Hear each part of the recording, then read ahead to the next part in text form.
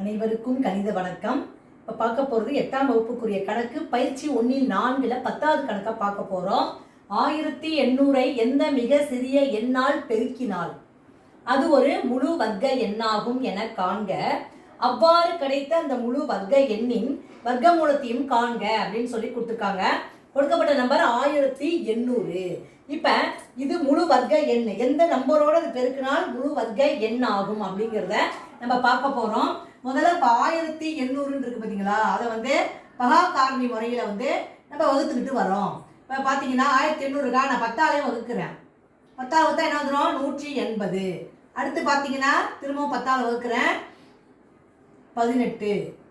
திரும்பவும் பார்த்தீங்கன்னா இப்போ என்ன பண்ணுறேன், இப்போ 3ஆல் வகுக்கிறேன், 6 3 18.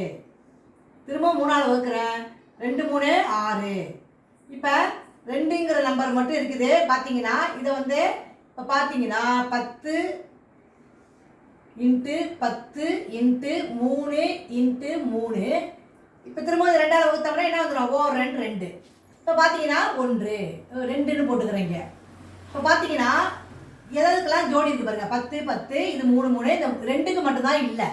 அப்போ இந்த கணக்கை பொறுத்த வரைக்கும் இப்போ நம்ம எடுத்தோம்னா என்ன வந்துடும்? இந்த 10 எடுத்துருவோம், இங்கே × 3, இங்கே இந்த 2ங்கிறது 2 இருந்தால் தான் 1 எடுக்கலாம். அப்போ இந்த 1800 நம்ம என்ன செய்யணும்? இந்த 2க்கு தான் பேர் இல்லை, ஜோடி இல்லை. அப்போ அந்த 2ஆல் பெருக்கினால் இந்த கணக்கு முதல் கேள்விக்குரிய ஆன்சர் 2. 1800ஐ 2ஆல் பெருக்கினால் 3600 கிடைச்சிடும்.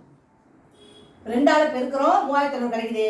இப்போ 3600ஓட வர்க்கமூலம் கண்டுபிடிக்க போகிறோம். இப்போ கண்டுபிடிச்சிங்கன்னா இது ஒரு முழு வர்க்க எண் கிடைக்கும். இப்போ பார்த்தீங்கன்னா இதே நம்பரே போட்டுட்டு வரேன், 360. திரும்பவும் 10ஆலே வகுக்கிறேன், 36. திரும்பவும் பார்த்தீங்கன்னா இப்போ 9ஆம் வாய்ப்பாடில், இப்போ 4ஆம் வாய்ப்பாடில் வகுக்கிறேன், 9 4 36. இதில் 2ஆம் வாய்ப்பாடில் வகுத்துக்கலாம். 2ல் வகுத்துட்டு, ஏன்னா நமக்கு பேராக வேணும், அதனால் 2ல் வகுத்தோம்னா என்ன வந்துடும்? 18 2 36. திரும்பவும் 2ஆல் வகுக்கிறேன், 9 2 18.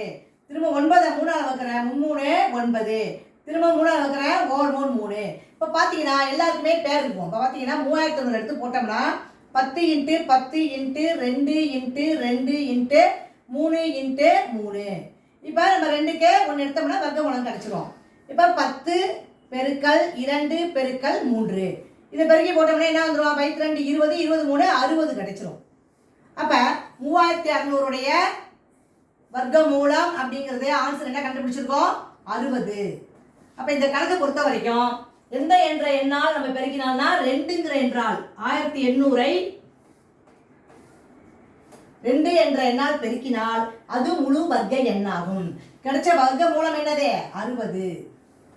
இந்த கணக்குரிய விடை 2 மற்றும் 60. புரிஞ்சுங்களா?